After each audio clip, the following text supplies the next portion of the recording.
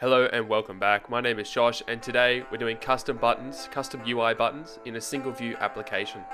Go ahead, build that bad boy, name it whatever you want, and let's get right into it. Why not?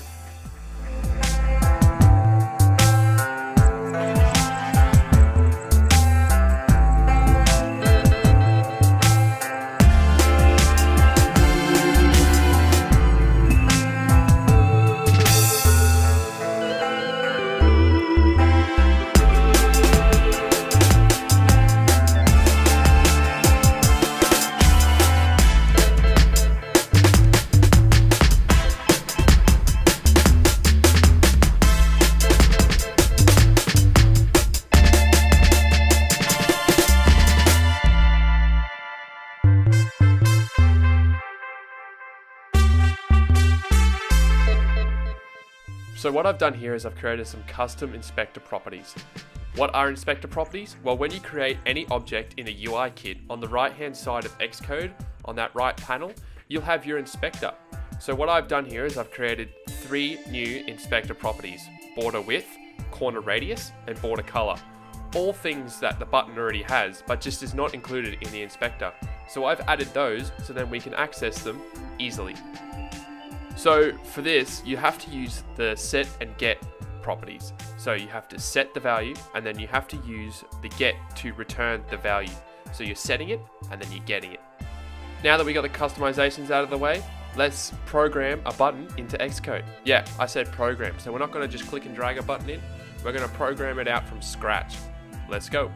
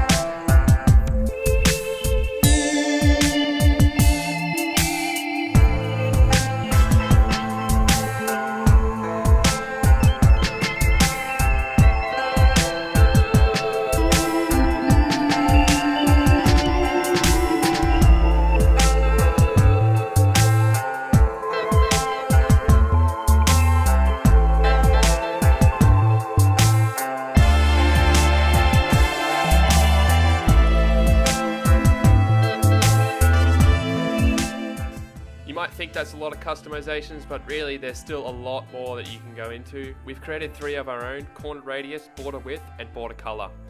We got background color, set title color, set title label, font. We're setting it to a custom font.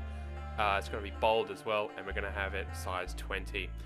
But let's move on to the action. So what to do when the button is pressed. Yes, we have an action coded into this as well. As you can see, the add target, we're going to be calling to an Objective-C function that's going to play an action once we press the button.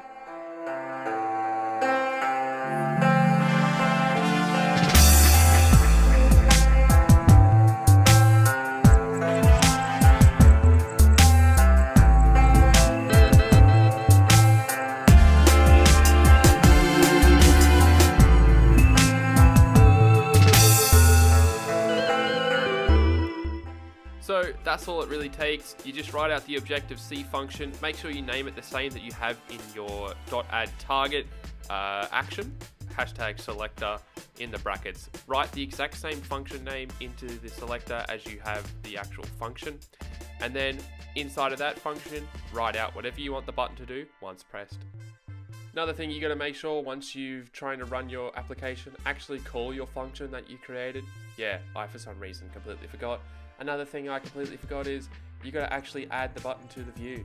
Yes, I completely forgot, guys. Don't worry, it happens to the best of us. Self.view.addSubView brackets your button. Once you've done that, you should have no problems at all. Button should appear. Thank you guys for watching. Don't forget to like, comment, and subscribe, and I'll see you guys in the next one.